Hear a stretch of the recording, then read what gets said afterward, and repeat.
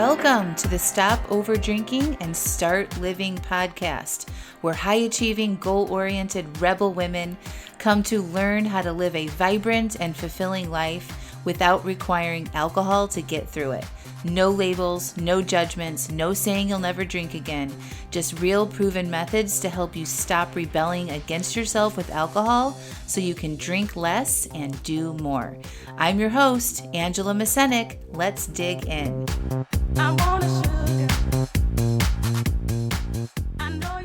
Welcome to episode 199, Devotion. Hello, hello, hello. 199 episodes. Listen, I know you guys might think that so many other people are sending me emails about how the podcast has helped, and that is sort of a thing. I don't know what it's called, but it's not true. I want more emails. I've gotten a handful and I really appreciate them. But I want you, yes, you, my faithful listener, to send me an email right now, today, to hello@angelamascenik.com. I want to hear how the podcast has helped you drinking less or improve any area in your life. I would love to hear that from you because next week is the 200th episode. 200 episodes of free weekly content that I have dedicated myself, my time, my resources to publishing every week for you and for everyone to listen to get free advice to help change their relationship with alcohol and improve their lives. And I'm pleading with you for you to send me an email because I want to celebrate you and I want to celebrate the podcast because this podcast is very, very important to me. It's my baby. I started podcasting before I became a life coach. Podcasting helped me share my story when I was working on my relationship with alcohol and food. If you're actually inside the Stop Over Drinking and Start Living coaching program, my 6-month coaching program, you can listen to the first podcast. It was called Lessons on Self-Coaching. It's only available for my members now. But I documented and shared publicly to the world my experience with this. And now they get to listen to my journey. The podcast helps me reiterate the tools that I've used to change my relationship with alcohol and improve my relationships, make my business successful, all the things. And me sharing with you also helps me. I love this podcast. I love it so much. And I'm not stopping anytime soon. And I want to celebrate our big milestone. So 200 episodes. It's almost 4 years of this podcast. That doesn't include almost a year of the other podcasts I did. So I've been at this for almost 5 years. And I'm really proud of myself for that. And I want to hear how it's helped you. Change your relationship with alcohol. What have you applied that I've taught you in the podcast that have made big impacts in your life? Take 5 minutes, please, and send me an email. hello@angelamascenik.com. I would love to hear from you. I don't have to read your name on the podcast. I can keep it totally anonymous, but it's fun to also hear a little shout out, right? of your name on the podcast sometimes too. So thank you, thank you, thank you.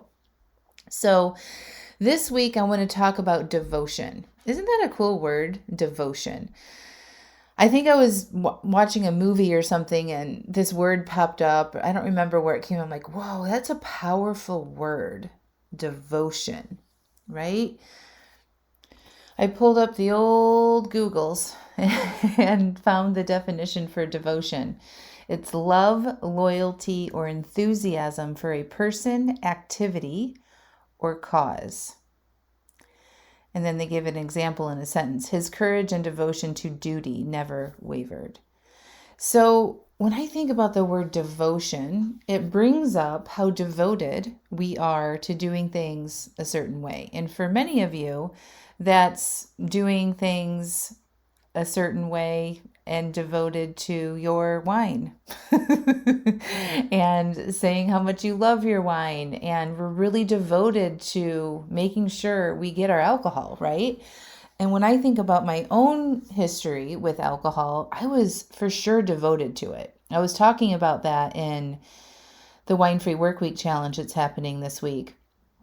And it's like I was in love with it, right? I was very devoted to it. So my devotion to my wine would look like making sure I had my favorite wine stocked up at home. Like I would think about that and plan for that, right? When I would go out to restaurants, I would look at the menu ahead of time and make sure that they had a good enough wine list and like kind of read through it and stuff. And then I would go sit at the bar and I would like talk to the bartender about the different flavors and, like descriptions and qualities of the wine and where it was from and if I could taste it before I committed to having a full glass and blah, blah, blah, right? Like there was just so much energy and attention, enthusiasm that I had towards it, right? There was a loyalty towards it. It was very similar to, the loyalty and devotion that I had towards my husband because I would never cheat on him, right? And it's like, so I would devote time and energy and space and money and vacations and stuff to my husband. I would make as much effort towards my relationship with the alcohol. And when you feel devoted to something like that, and I didn't know back then that I had this devotion to alcohol. I just thought it was a hobby. I thought I was just into it. I thought I was a wine person. Okay. And I thought it was cool. I thought it made me interesting, right? There was a big old story that I had around wine. And really, I was just attached to it because, I was using it for so many reasons to make myself feel better, to have more fun, to keep my identity. Like that was big for me when I had kids. Like I was really scared of being a boring mom. And I didn't want to lose my sort of fun party girl identity. And so I kept drinking and partying like that even after I had kids because I was in this very confusing time of like, who am I now, right? Like my freedom is gone. And I can't do the things that I used to do, but I can still do this, right? I can still drink. All of this became more aware to me as I worked in my relationship with alcohol, but I was for sure devoted to it, okay? And I would, say I wasn't going to drink, but then I would come back at the end of the day and, convince myself that it wasn't a big deal. I should be allowed to have my wine. It's the only thing I get to have. And my devotion would continue. Okay. I had wine club memberships. My husband and I got married in a winery. It was entrenched into our lifestyle. I would host wine tastings and blind wine tastings and, the whole song and dance. And I was for sure devoted to it. And during the Wine Free Workweek Challenge, somebody said something similar about their alcohol. They're like, I just love it. It keeps me company. It fills the void of my loneliness. And they romanticize this, liquid substance that is either in a bottle or a can. Okay. And I just want you to think about that for a minute. I want you to bring that to your attention. Do you romantically describe your relationship with alcohol this way? Are you devoted to figuring out how you can drink? And you may not even realize that you are, but like me talking about it and what that looked like for myself is probably bringing up some very similar ways you're probably devoted to your alcohol. A lot of devotion can look like, I'll never give it up. I can't imagine my life without it. I don't want to stop drinking forever. I just want to cut back. I just want to be somebody who can take it or leave it. I'm very devoted to figuring that out, right? And there's nothing wrong with that. And that's what most of my clients do. And that's what I wanted to do in the beginning as well. But if you can't break away from that devotion, like that energy and that attraction and that need for it, right? That if you think about a religious devotion, right? Like how many people are religious or spiritual and they go to church every Sunday and they participate in Bible groups and all the things, right? They wouldn't consider stopping that. They are devoted to their spirituality, right? And that's what it can feel like towards our relationship with alcohol. Like we're really devoted to having it. And dare somebody say that we can't have it. Whoa, right? Like, look out. That's how I felt. Like, if somebody challenged me on that, I remember my in-laws would make comments, or maybe they sent an email one time that said that my husband and their son were over drinkers. And I flew off the handle about that. I'm like, how dare you, right? Like you calling us an overdrinker is, it's calling me out basically. And I became very defensive on that because it felt like a threat to, somebody calling my love that I had for something like a problem, right?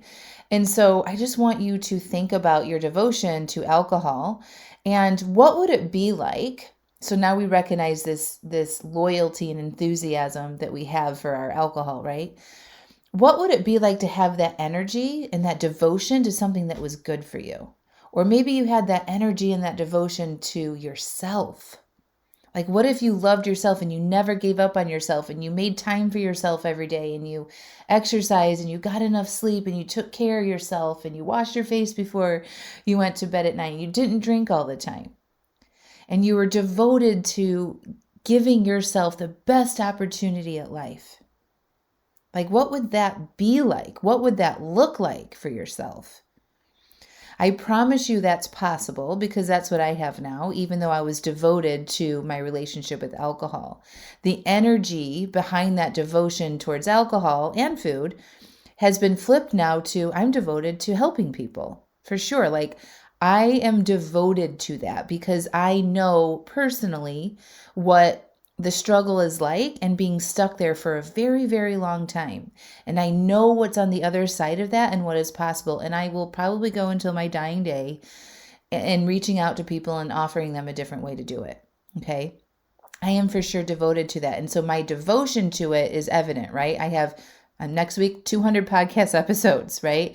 I have developed multiple courses and programs to help women stop over drinking. I write emails on the regular basis. I'm posting on social media. I'm guesting on other people's podcasts, creating courses for other people, writing, sharing, helping constantly. Okay, I'm devoted to that for sure. I'm also devoted to my own health. Right? I take really good care of myself. I get plenty of sleep every night. I drink at least 100 ounces of water every day. I feed myself healthy foods. I move my body. I get out into nature. I work through my problems. I have a therapist. I have life coaches. I journal. I process my feelings. Like, that is a devotion to me in my life to make it the best one possible. And that's never going to change. I'm devoted to my kids. I'm so devoted to them. It makes me want to cry. Like, I am devoted to making sure that they feel seen and valued, no matter who they are or what they do. I'm devoted to my husband. I'm very devoted to my friends. I invest a lot of time and energy into my friendships. And that's the top of my list that I can think of real quickly off the top of my head. I am proud to say that wine and food is no longer on that list. Wine and food is like you reach a peak of what that gives back to you. And probably for a lot of you guys that are still working on your relationship with alcohol, the return that you get back, like the joy or the pleasure from that, is probably very small at this point because you've probably over drinking so much or for so long, or have been frustrated with that cycle for so long that the pleasure and what you get out of it is very small. And I want you to really acknowledge that. So it's like, do we want to be devoted to that relationship when it's not devoting itself to you? It's not helping you in any way, right? When I think about my business and my family and my friends and myself, like my devotion to my own life and my own health, there's a return for me on that, right? So when I'm devoting my skills, my knowing, my training, my multiple thousands of hours of coaching, when I devote myself to that, I get a return on that. I have a business that creates money for me and I get to save up for my kids' college and I get to help people and feel that, right? So it's an equal return. Same thing with my relationships, right? When I give to my relationships, I get something in return from that. I get to feel love. I get to feel appreciated. I get to have fun. When I think about devoting to my health, right? I get to, at any point in time, go run a 5-mile race, go hike 12 miles in the mountains, like go camping, go run around cities all day, travel, know how to handle my stress. I feel confident knowing that anything that comes my way, I can mentally handle this stuff because of the devotion that I have. So there's a return in the quality of my life because of that devotion that I have. And so I just want you to consider, like maybe you could make a list of all of the things that you're devoted to. And let's look at the things that maybe aren't really super supportive for you. Maybe the return isn't as much as you're putting in, right? So how you're talking about alcohol is really important to look at. I would recommend, and this is what I'm recommending in the Wine Free Work Week, that you change the language and stop romanticizing how it is for you and saying that, like, oh, I just love it and it means so much to me. It makes things better. Like this glamorized, romanticized relationship that you have in your mind about your relationship with alcohol. We got to remove that so it's not so enticing for us, okay? And when you notice yourself thinking about that way, be like, I'm working on not thinking about it like that anymore. It's just liquid in a glass or it's just this, right? Something more neutral. And how can you look at that devotion that you have for alcohol and be like, I wonder what else? If I could shift some of this devotion that I have to alcohol to myself, maybe to my own health and my own well-being, how could my life change?